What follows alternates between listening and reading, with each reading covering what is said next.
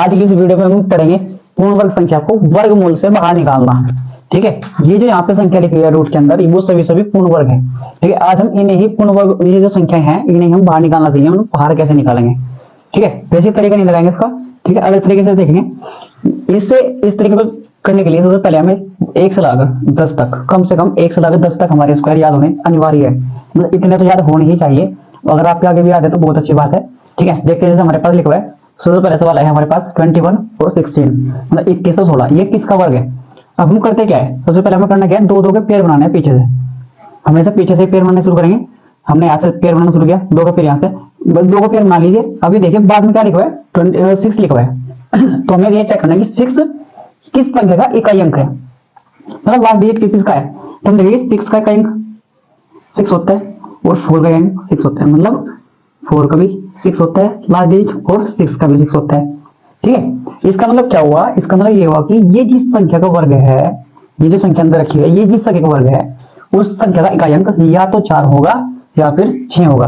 ठीक है, अब वो चेक करेंगे हमें कि मतलब कौन सा होगा, ये चेक करेंगे 21 से। देखो 21, अब हमें 21 देखना है कि 21 किस किस स्क्वायर के बीच में आ रहा है।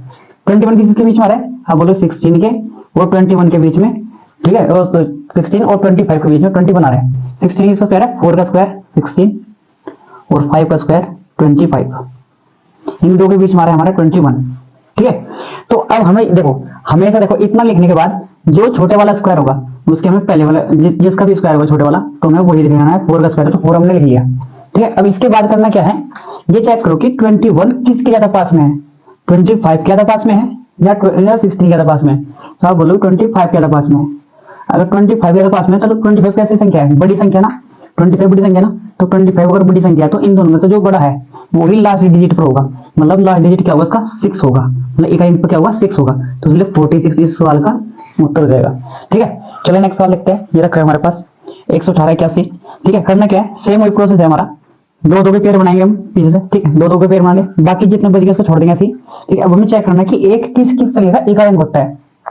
आप बोलोगे एक 9 का अंक है और 1 का अंक है। ठीक है, मतलब 1 का स्क्वायर करेंगे तब जाएगा और 9 का करेंगे तब जाएगा, मतलब इन दोनों का योगफल 10 होता है। ठीक है, इन दोनों का योगफल कितना होता है 10। आप ऐसे चेक कर सकते हो, इन दोनों जोड़ कर 10 आएगा। ठीक है, तो बस एक पता होगा दूसरा ऑटोमेटिक पता लग जाएगा।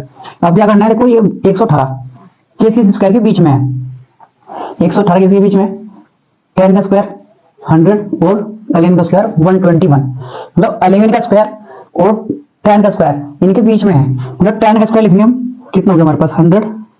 ठीक है, और यहाँ पर आया हमारे पास 118 और फिर 11 का स्क्वायर 121।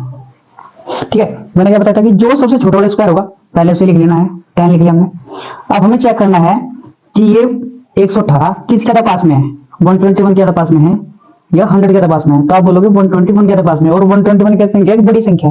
अगर ये बड़ी संख्या है तो उन दोनों में से जो बड़ी संख्या होगी वही हमारा इसका इकाई अंक होगा।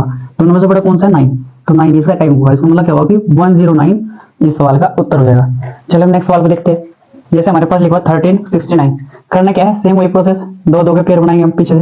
तो दो का पेयर बनाने के बाद अब हमें चेक करना है कि 9 किसका इकाई अंक होता है। 9 देखो 3 का होता है और फिर 7 होता है, बताना। अगर एक पता लग गया तो दूसरा ऑटोमेटिक ही पता लग जाएगा, एक 3 है तो दूसरा 7 होगा, क्योंकि दोनों जोड़ के 10 आना चाहिए।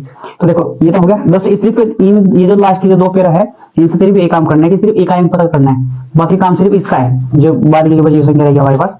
और 13 को चेक करो, 13 किसी से स्क्वायर के बीच में आता है।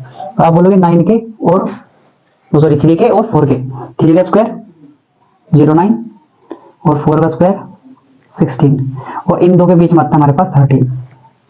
ठीक है, क्या बोलो कि जो सबसे छोटे वाले स्क्वायर है वो सब रख लेंगे 3 ऐसे ही रख लिया। अब हमें 13 चेक करना है, 13 16 के पास में है या फिर 9 के पास में। तो आप बोलो तो ये 16 के पास में। अगर 16 के पास में तो 16 बड़ा है या 9 बड़ा है, तो आप बोलो 16 बड़ा है, तो बड़ी ही संख्या जो होगी वही का अंक होगी, जो 7।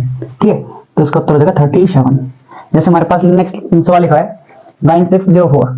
ठीक है, इस सवाल को आप कमेंट बॉक्स में, अगर आपको समझ में आया तो कमेंट बॉक्स में जरूर बताइएगा। ठीक है, धन्यवाद।